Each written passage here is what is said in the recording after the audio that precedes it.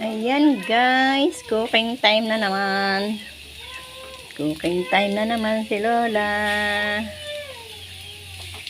Cooking time. Gusto haluin mo. Ilalagay ko yung patatas. Hindi, violet lang yan.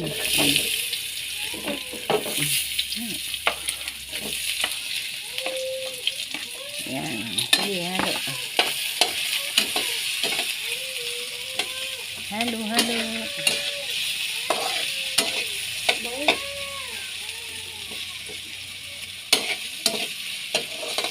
Lagyan natin ng kaunting tubig. Ba't kailangan tubig? Para maluto yung patatas. Bago natin ilalagay yung ano mamaya. Konti lang naman. Pagka, hindi konti, may iga naman yan. Sige, bago ko ilalagay yung corn beef mamaya.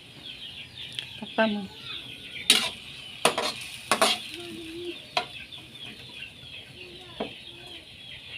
Takpa mo muna.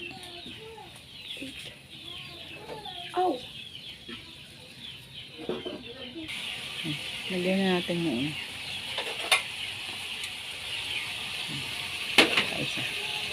Ayan guys, ang ulam ni Lola sa tanghalian. Corn beef. This is my favorite. Corn beef. Kaso ayoko na. Kala ko hindi ka papasok. Ha? Hindi ka nabangon eh. Alas 12 papasok na yun.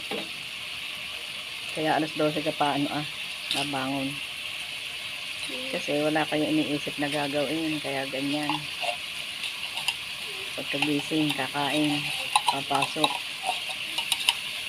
Hindi man lang matutong magwalis-walis man lang.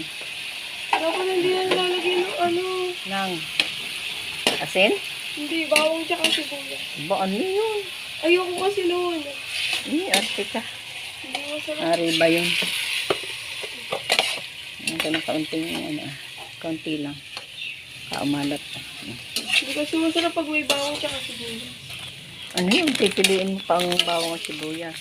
Oo, nilalagay ko nga sa gilid eh. Hirap naman lumabas na rin ang aray. Hi, bebe.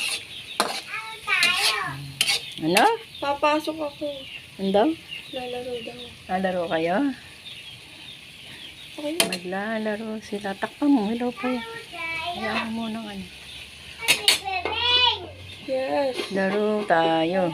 Hug. Ayan. Papasok si ate. Papasok si ate. Ayan. Madali namang lutuin ang aming ulam guys.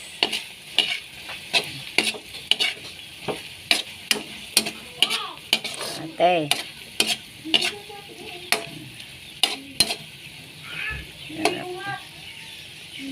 Corn beef na may patatas. Ang ulam ni Lola ngayon. Meron kaming guys, karne.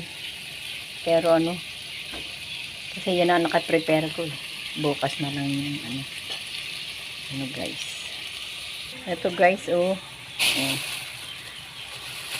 pork, baboy. Karne ng baboy, Pero bukas na to guys. Gusto ko may sabaw. Ilaga. Kaya sinigang. Diba? Ayan. Okay na po yung aming ulam. Nanikat na. Okay na.